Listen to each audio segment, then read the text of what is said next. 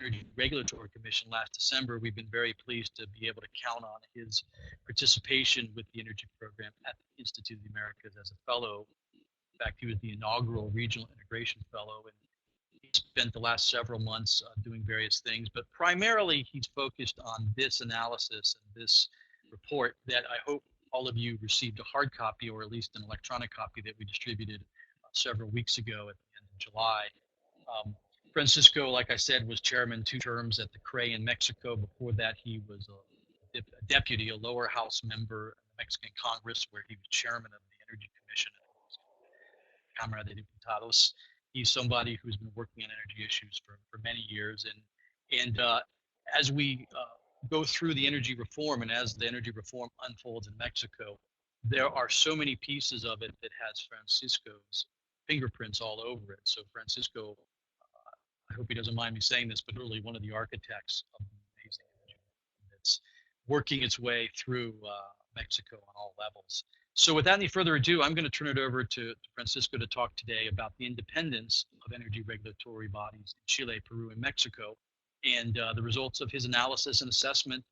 Francisco, thanks again for all that you've done this term as a fellow, and over to you to make the presentation. Thank you very much, Jeremy. Thank you for your kind words and your kind introduction. And I am very pleased to present the work that I've been doing for some time since I joined the Institute as a non-resident fellowship. So basically today what we will do is we will talk about the independence of energy regulators in Chile, Peru, and Mexico. Basically, what this study does is assessing what it's called the formal independence of these kind of agencies. It's not a measure of the real independence, but of the formal independence, meaning by that the independence that it's basically written in legal documents. So it's that is why it's called the formal independence. But before that, what I would like to do is to say that one of the main purposes of granting independence to the regulatory agencies is to give certainty to investors, especially in those sectors that require large amounts of capital to be recovered after many years, like in the energy industry. And the reason why we chose Chile, Peru, and Mexico is basically just because they all signed the Trans-Pacific Partnership Trade Accord, or the TPP. So that's the only reason why we chose those 3 countries, and also because data was available for all 3. So let me start by saying that there are, broadly speaking, 2 kinds of regulatory risks. One is capture, and capture is basically an attitude and that describes that circumstance when the regulator is persuaded by the industry. We are not talking about corruption. This is not corruption. Capture is, again, state of mind, is an attitude of being persuaded not by technical arguments, but just by the personality of by the fact that the investor is someone that it has importance. And the other regulatory risk is politicization. Politicization is different. Politicization is a situation when the regulatory decisions are taken by pressure.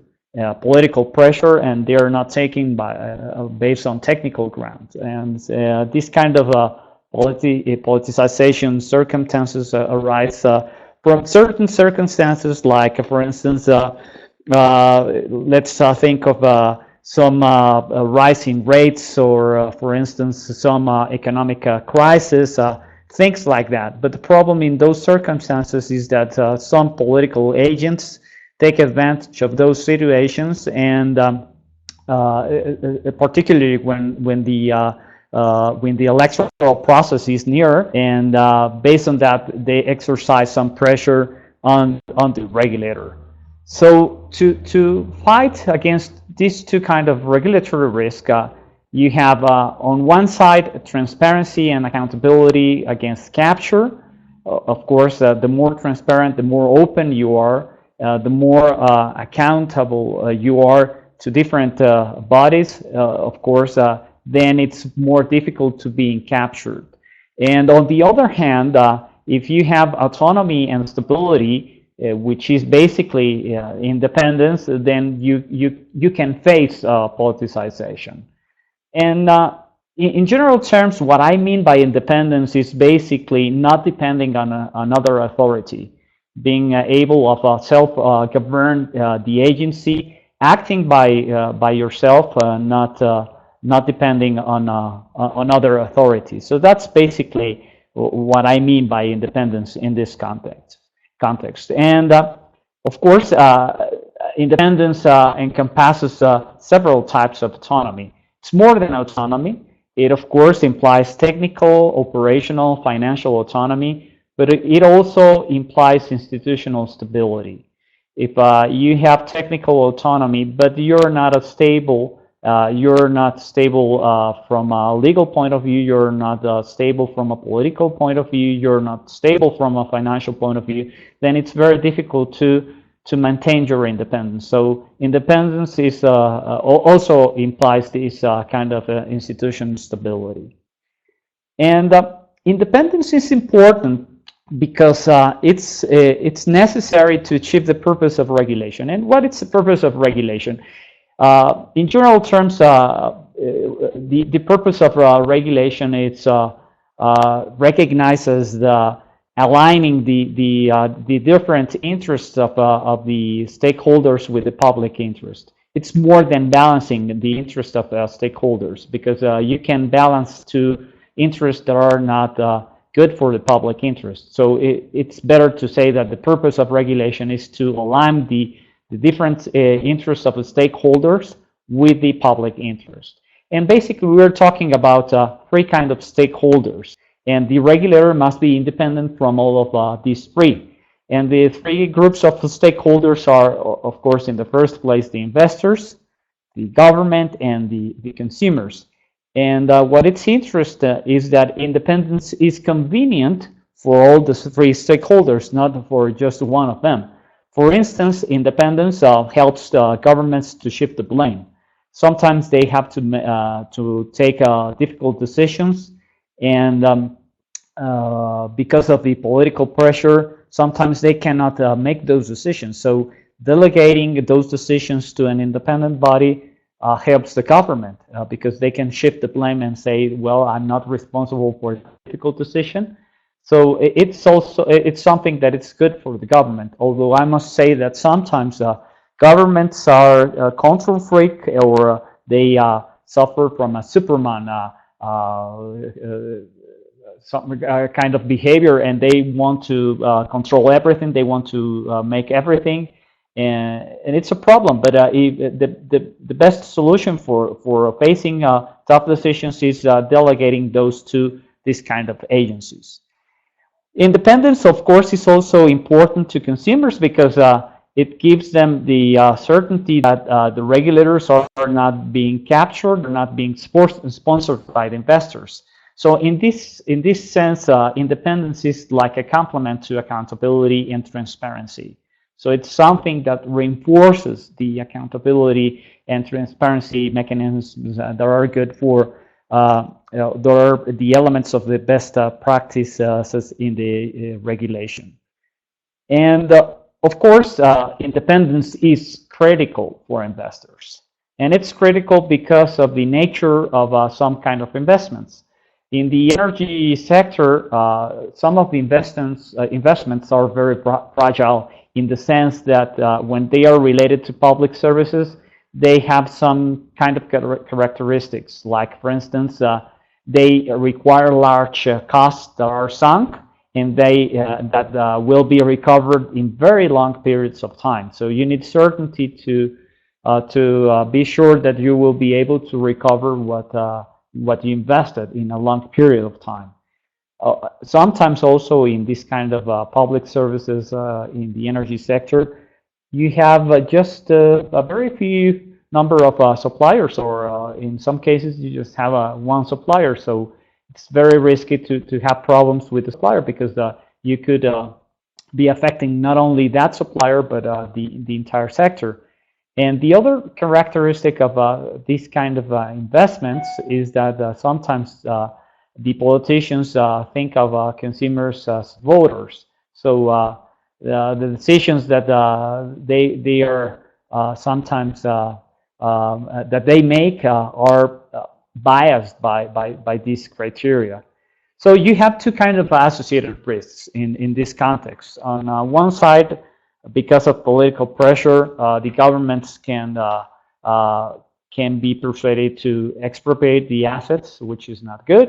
But also, some kind of administrative expropriation can occur, and this can occur when, for instance, the prices are below cost because of regulation. So that's why for an investor, it's very, very important to have an independent agency that won't be guided, that won't be making decisions based on political grounds, but basically on technical grounds. And so independence brings, of course, this kind of certainty that the technical decisions will be separated and will be not mixed with the political decisions. So that's why independence is very important. And independence is some kind of delegation also. It's, as a matter of fact, is the ultimate step of delegation. And delegation is very convenient for governments for various reasons. The first reason is that it can help governments to overcome some information asymmetries and to improve the efficiency of the policies and the performance of government when they employ people who have the expertise and the knowledge that politicians do not. Second advantage of delegation for governments is that, as I mentioned before, it can help them to shift the blame. They can avoid taking the blame for unpopular policies, not only economic but also environmental, for instance. So independence is, or delegating to this kind of agency is also beneficial for the governments. And the third advantage of delegating, and this is a very important advantage, is that it can help the government to show that they will commit to the policies that they offered or that they claimed they were going to make. And this is very important, for instance, for investors, because the problem with politicians sometimes is they suffer from myopia, in the sense that they tend to just look in the short run and not in the long run, and the incentives they have because of elections are sometimes to make the wrong decisions, or at least some policies that are not consistent in time. So when a government wants to demonstrate that they are committed, then they normally delegate, they give autonomy to an agency. And of course, the more commitment the government wants to show, the more autonomy it will give to the agency. It will delegate more to a more independent agency. And also, this is very important when there is a risk of changing government, and if there is a risk that the new government will destroy or will change a lot of things, then it's much better to have policies that will endure the change of government, and regulatory agencies that will endure that change of government. So that's why delegation and independence is important. Of course, and I must say this, delegating has some drawbacks, and these drawbacks of delegating have been analyzed by the principal agent theory framework, which is very popular. And basically, what this theory states is that there can be some risks or some agency losses due to the delegation. And basically, what this theory assumes is that this is the result of the behavior of the agents. And basically what this theory assumes is that the actors are going to be rational and opportunistic, that there is a potential conflict of interest between the principal and the agent, and that the agent has better information than the agent. So the two kinds of problems that can arise under this circumstance is adverse selection, which is some kind of ex ante opportunism, and moral hazard, which is basically ex post opportunism. So because of that, the government, when the government delegates, it also imposes some controls. Those controls are needed to minimize the agency losses or the problems of delegating. And the typical controls that you have are, for instance, in the first place, requirements for candidates. That is to reduce, for instance, the ex ante opportunism problem.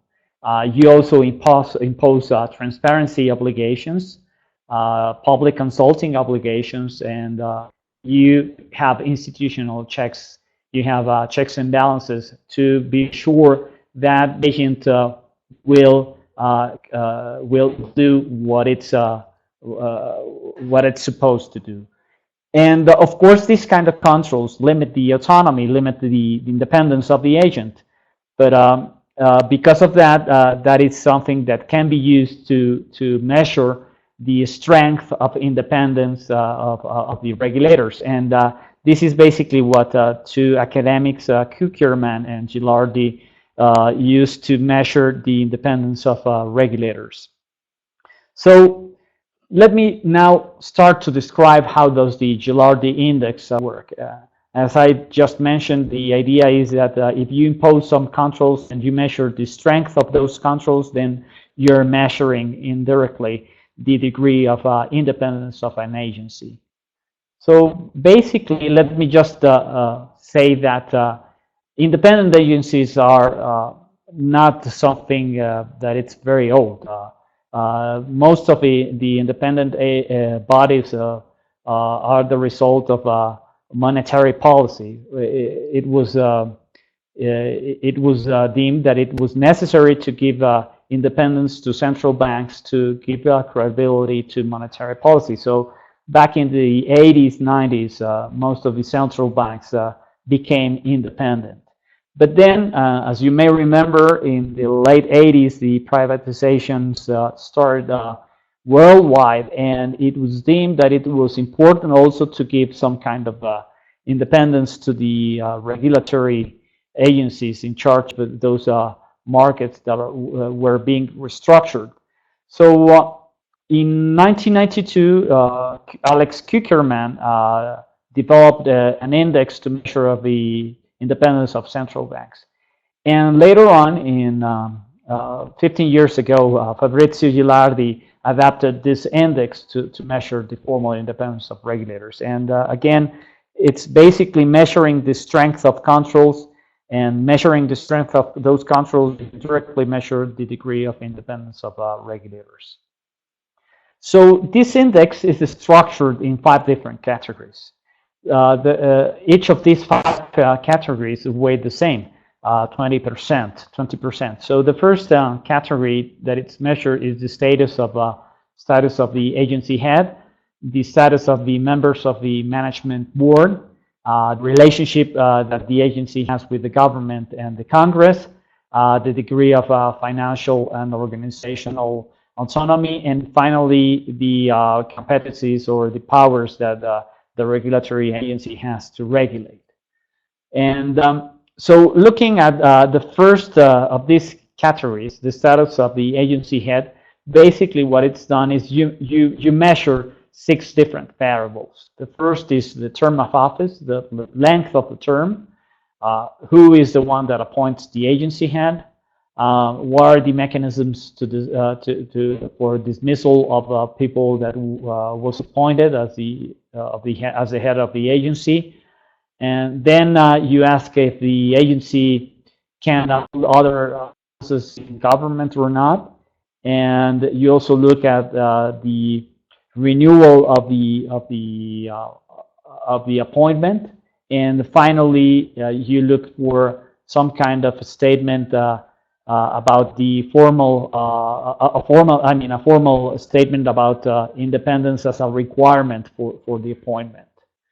So basically, what you do is also, excuse me, for the members of the board, you do exactly the same analysis. You ask the same questions and you measure them in the same way. So how do you measure each of these variables? For instance, the term of office, if it's a term that it's longer than 8 years, then what you give is a value of 1. If it's from 6 to 8 years, it's 0.8. If it's 5 years, it's 0.6. If it's 4.4, less than 4 years, 0.2. And if there's no fixed term, then you give 0 as a value. Then for the next variable, for the members of you ask who is the one that appoints the agency. If are the members of the board, then of course it's more autonomous, the agency, and you give a 1. If it's a mix of government and Congress, then it's 0.75. If it's the Congress, it's half of the value. If it's the government jointly, it's 1/4, and if it's 1 or 2 secretaries, it's 0%. Then when you ask who selects the board members, if it's the head of the agency, of course it's more independent, so it's you give a 1. Of course, this is a question for the members of the board. The other one was for the head of the agency, but basically for this variable, you basically take the same values then for the head of the agency. Then you look at dismissal. If the dismissal is impossible, of course, it's very independent, and it's a 1%. It's 1, excuse me, it's 1. It's a value of 1. If it's only for reasons that are not related to regulation or to policy, regulatory policy, then it's 2/3. If there are no specific provisions for dismissal, then it's 1/3. And if it is the discretion of the appointer, then it's not autonomous, it's not independent, and it receives a 0 as a value. And then you finally ask if there is a possibility for the head and the members of the board to hold offices in other offices in government. If they cannot, then they're more independent, and you give a 1. If they can do it with the permission of the government, it's a half of the value. And if they can hold offices, or there are no specific provisions that forbid that, and then you give a 0. Then you ask about the renewal of the appointment. If the appointment is renewable, then if it is not renewable, excuse me, then it's very independent, so it's 1. If it can be reappointed only once, it's 0.5. If it's more than once, then it's 0. And the last question that you ask is about the formal requirement of independence. If it's a formal requirement, then you give a 1. If it's no, it's 0.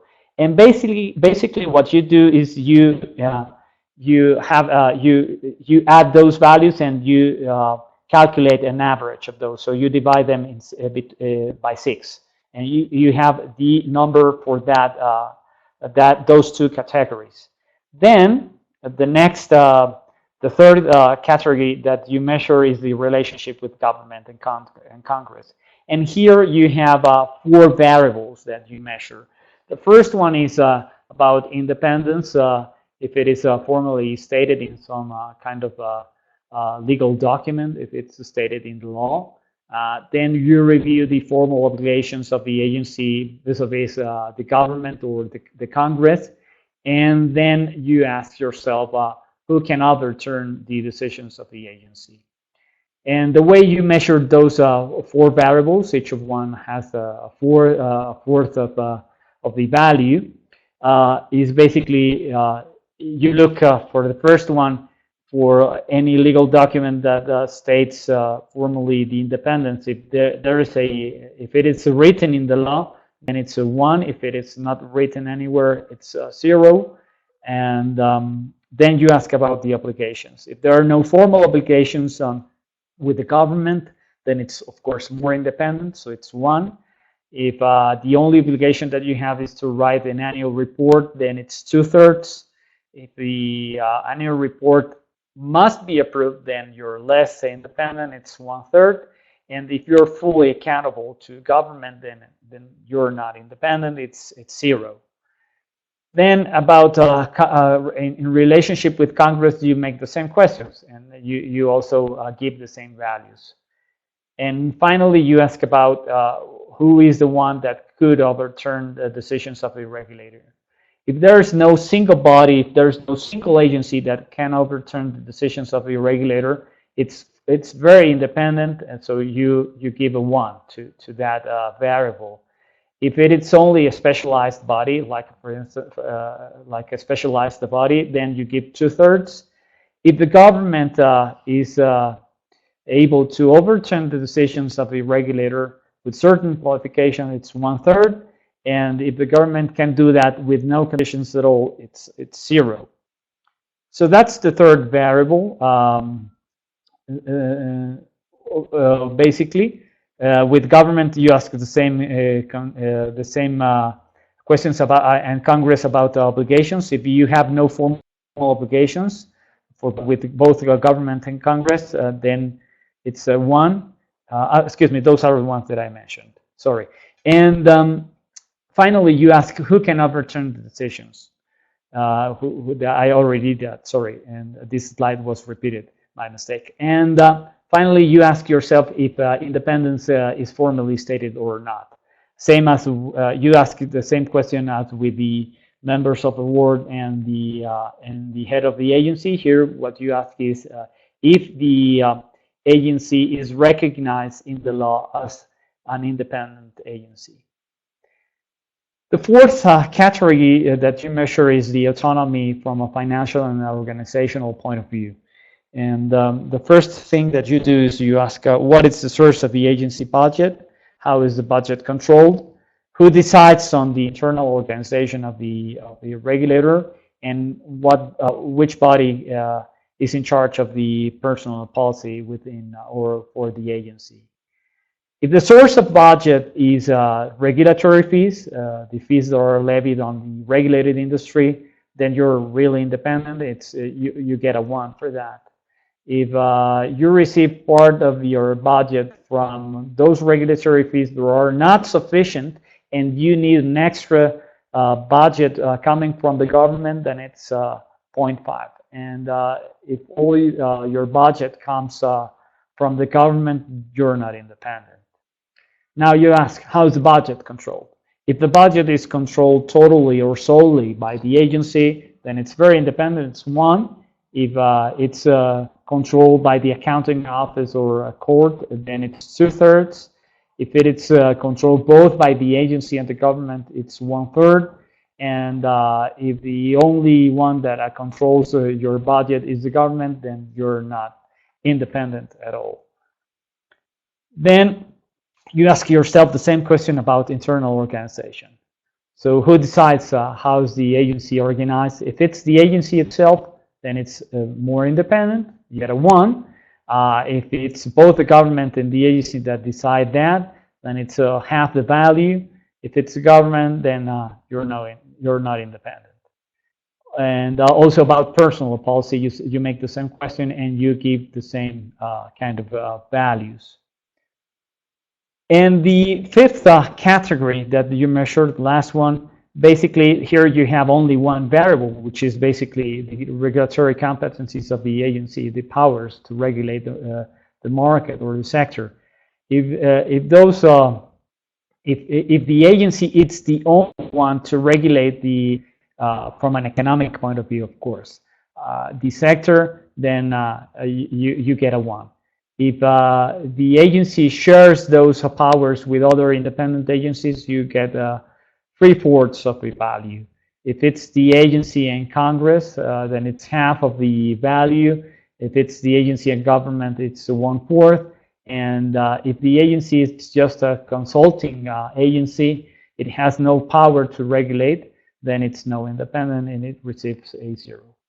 So using those variables and calculating the averages for each of those categories, you can measure the formal degree of independence of regulatory agencies. So I use basically that criteria to measure the results of or the value for legal independence of the three regulators that I mentioned before.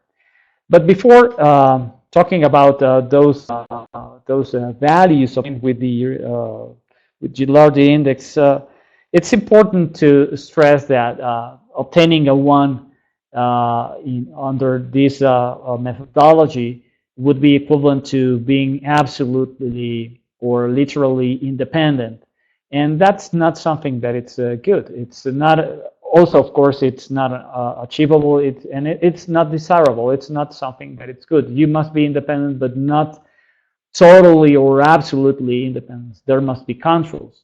And also in practice, independence is limited due to, for instance, judicial appeals. If there is a court that rules that the decisions you made were not solid, were not sound, were not taken based on technical grounds, of course, your independence is diminished, and it's something that it's good. Then, of course, the government or the parliament can always change the law, and then, of course, independence in that very moment is diminished. Financial markets also limit the independence of the regulator. You cannot make any decision without knowing that there will be financial consequences. And so you must take those into account. So from a practical point of view, in practice, financial markets are also some kind of restrictions to absolute independence, and public anger as well. I mean, sometimes the decisions that are taken by the regulator must be also taking into account that you must be also prudent. So that is also something that you have to do.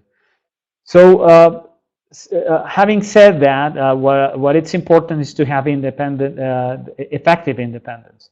Independence is always balanced by accountability with accountability and transparency.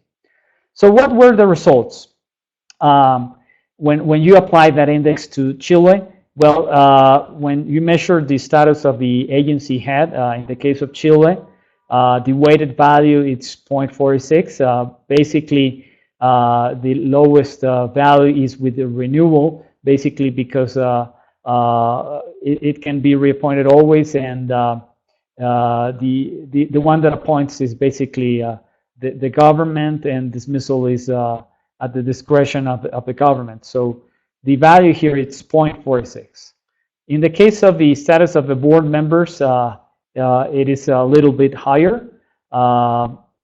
Here in this case, what makes the value higher, it's because the one that appoints the members of the board is the head of the agency. So that helps to obtain a higher value, a higher number here. In the case of relationship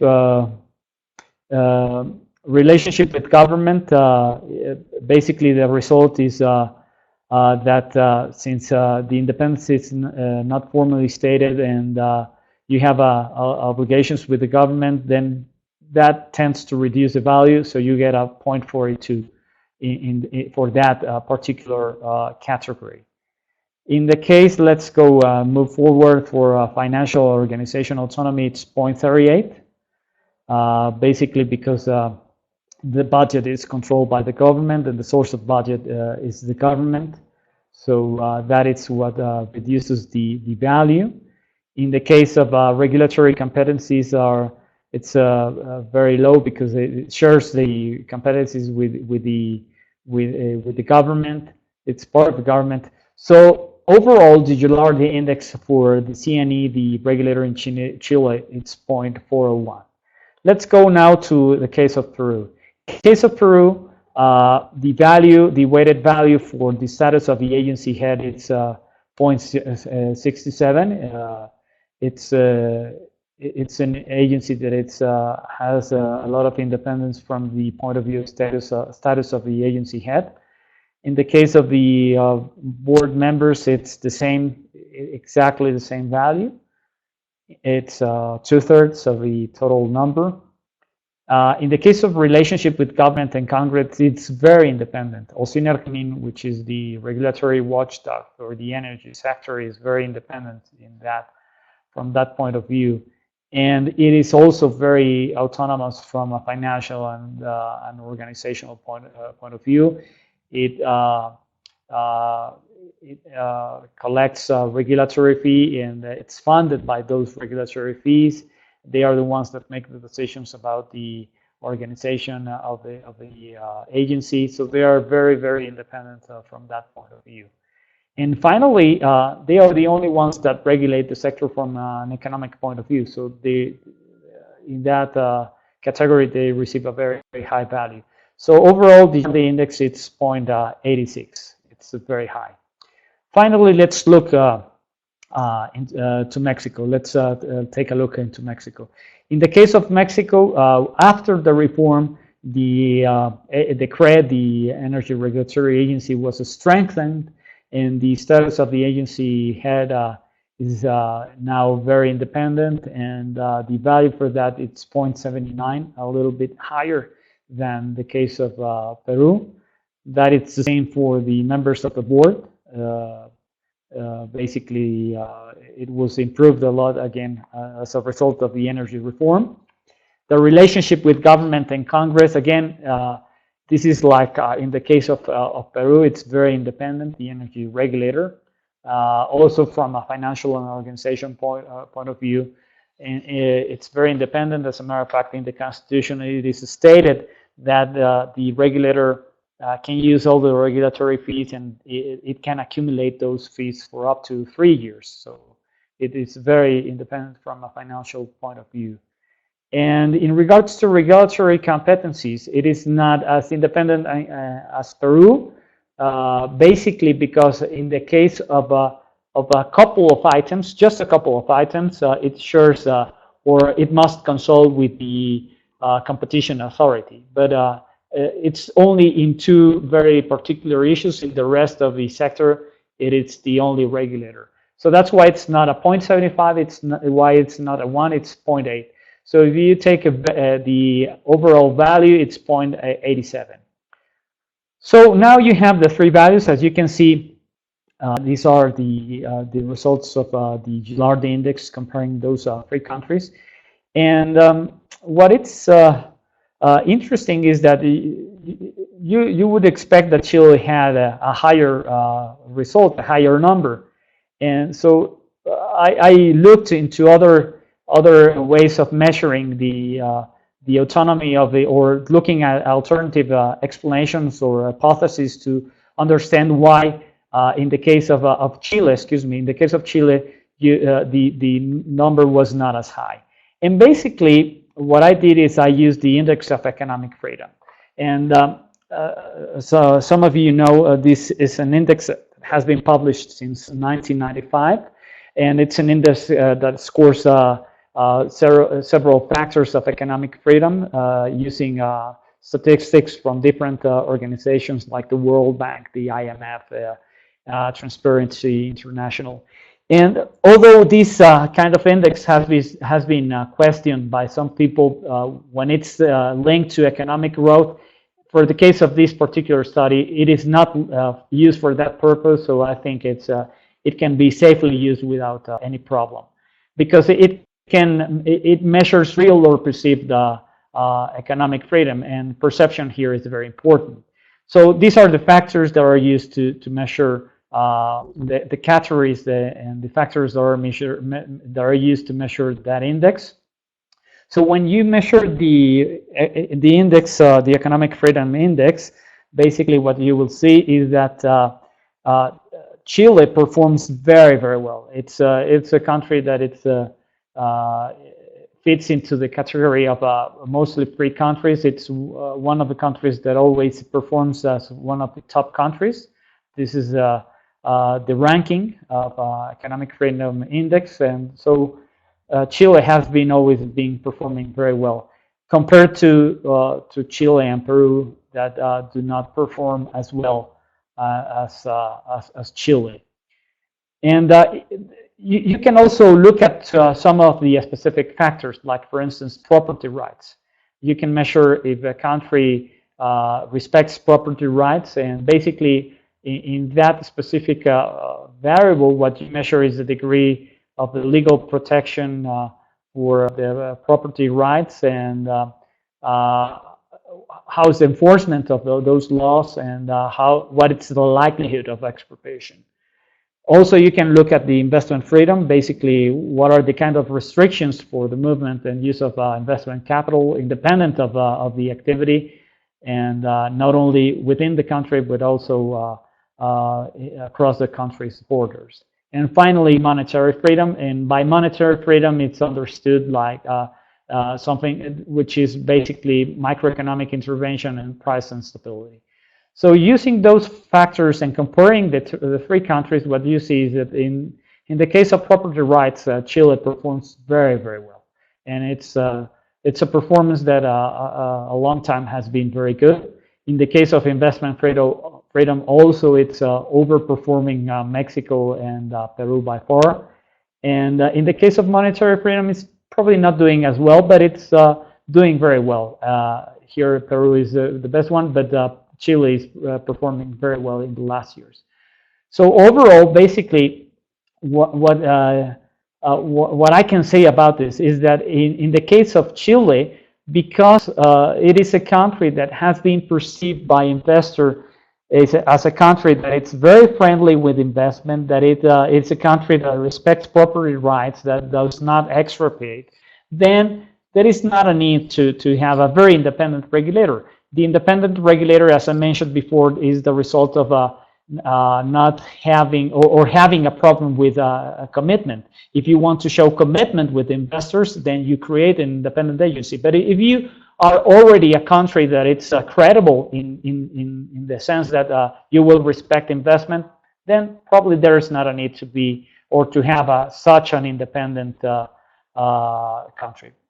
So with this, this is basically the findings of the report. Let me just finish with some final remarks. Again, delegating regulation to independent agencies has more benefits than drawbacks. It has some potential problems, but the benefits are larger. And independence is very important for all the stakeholders, but I would say that it's more important for investors because of the amounts of money that they invest in the sector.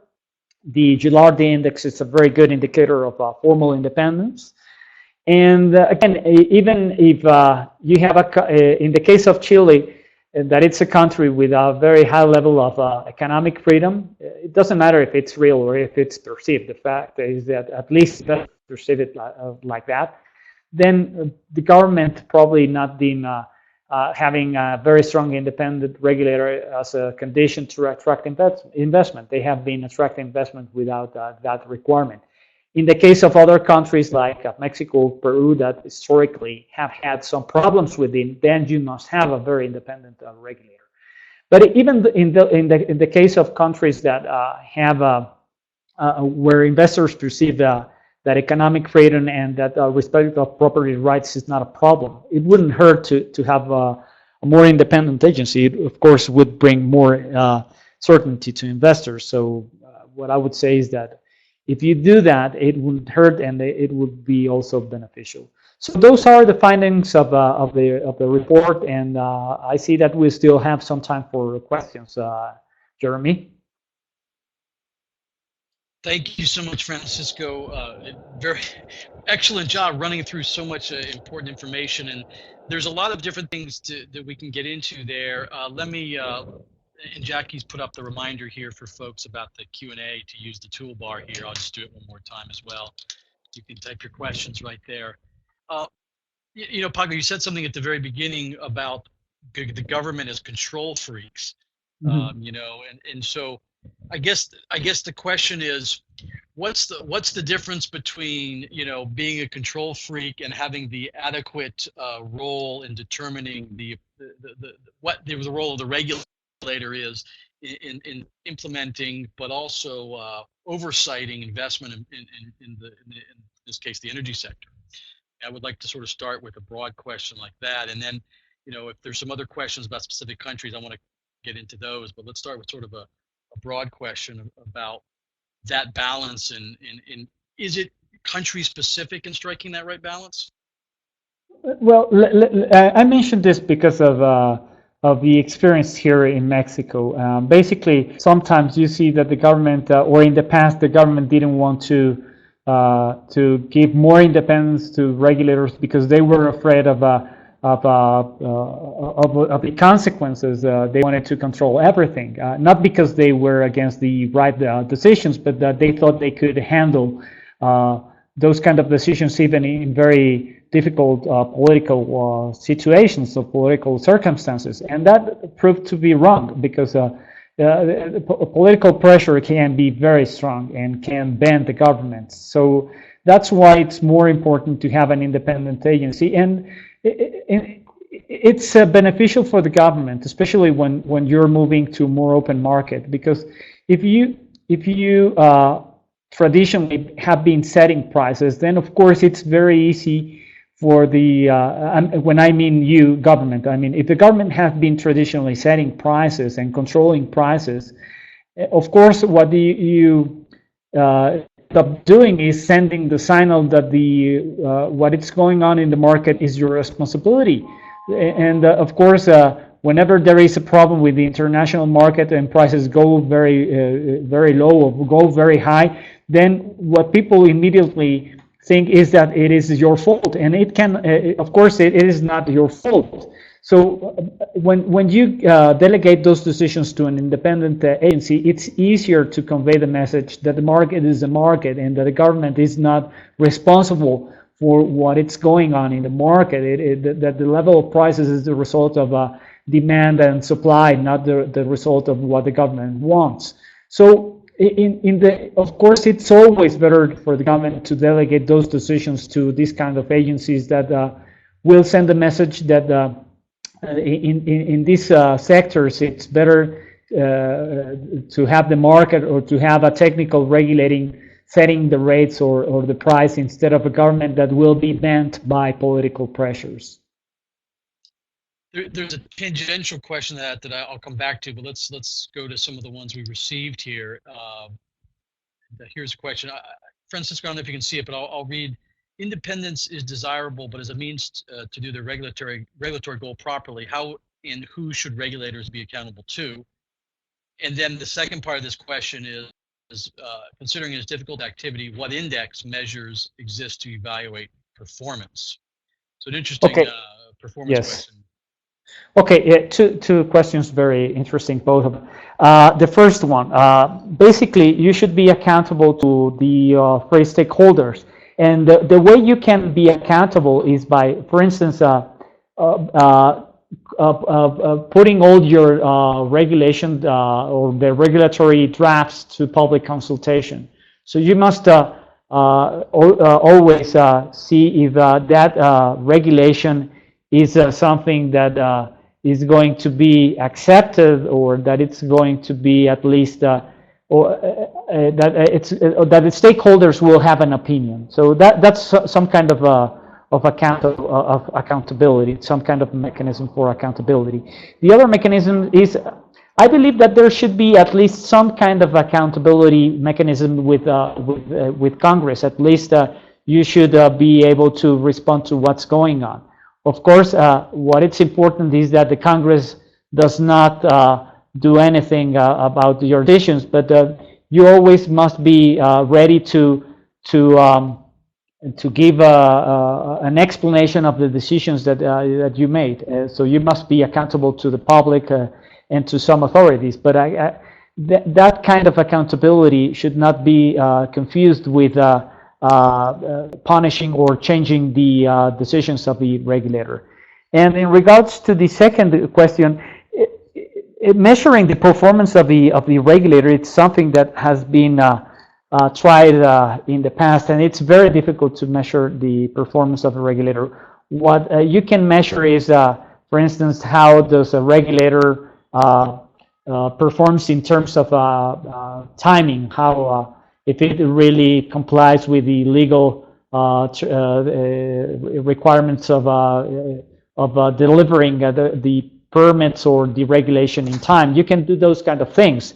But what it's very difficult is to measure the performance, because even choosing the variables to measure the performance, it's very difficult, because some of those variables will not always depend on the work of the regulator. Let's think, for instance, of any specific market, the gas market.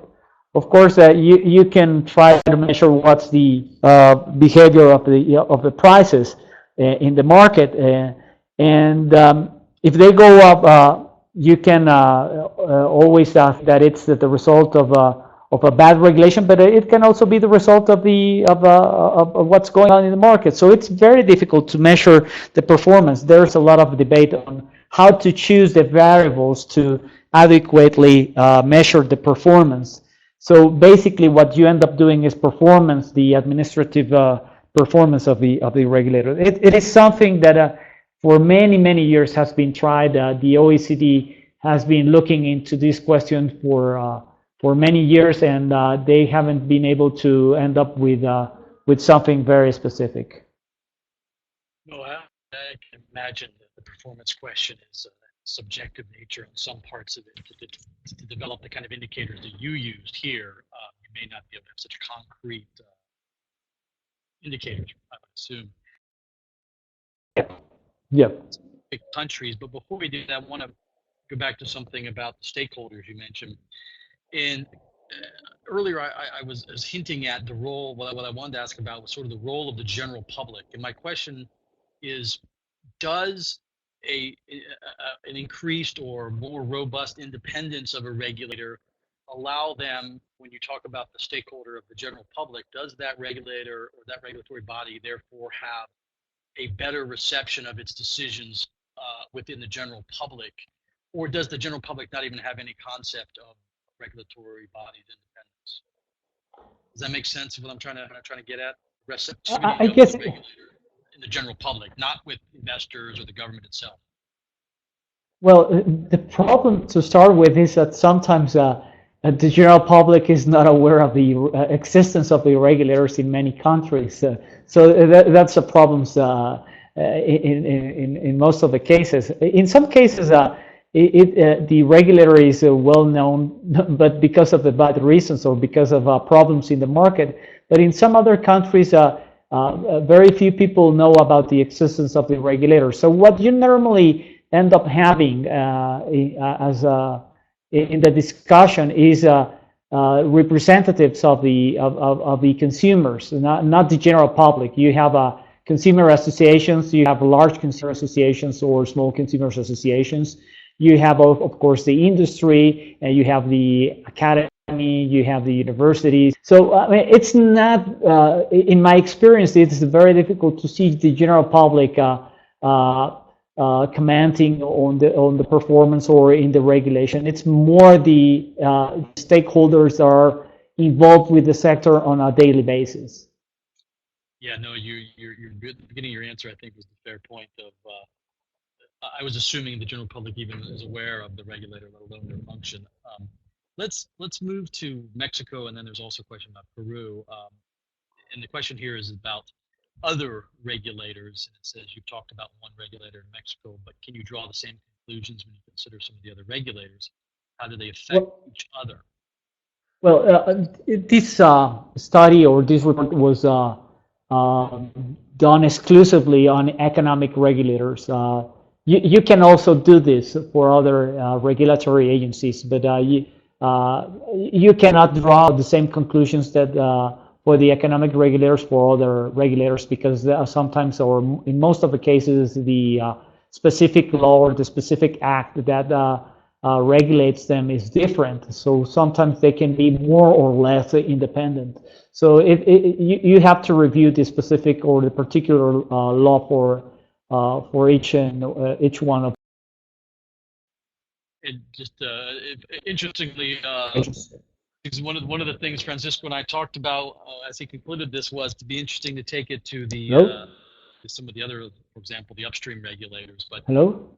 we'll save that for another day. Just Hello? let's talk quickly about Hi. Peru, and I know we have time here, so if anyone's got any last minute questions, go ahead and put those. The question here in Peru, so you were specifically talking about oceanic mean, just clarify that in terms of but then this question's about other institutions regulating environmental and social aspects and the effect of those decisions on investments. Hello? Yeah, Francisco. You hear me still? I can still hear you. We can still hear you.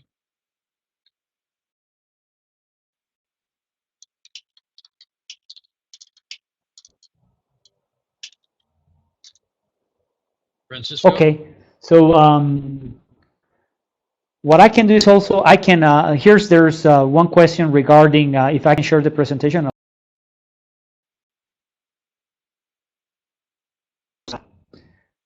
Here I see another question about the CNH and scenario in Mexico. It's the same. It's the same that I said for Peru. You should look at the particular law for CNH and scenario, and then you should make the calculation. But you cannot draw the same conclusions. So Francisco, I assume you can no longer hear me. So Jackie, can you hear me?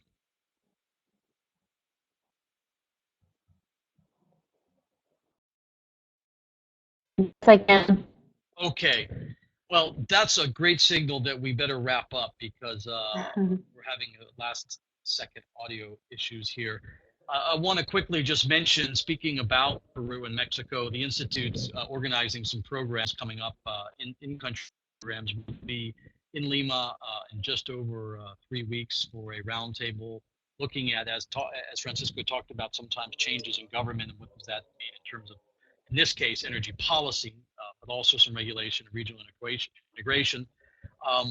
Then we'll also have a program in Mexico on October 13th, looking at the energy transition and some of the elements in the new electric market and what's occurring in terms of the auctions and renewable energy and the transition there in Mexico. So I want to conclude by thanking Francisco. I think we've got an audio disconnect with Francisco, but Francisco, thank you so much for your time and effort to prepare this analysis. It's been a very interesting process to work with you on this and have you present it. And we will share this presentation with everyone. And I also want to remind everyone that there's a copy of this report, a PDF that we distributed. We'll distribute it again. It'll be with the materials when we send out the presentation. It's on the website of Americas,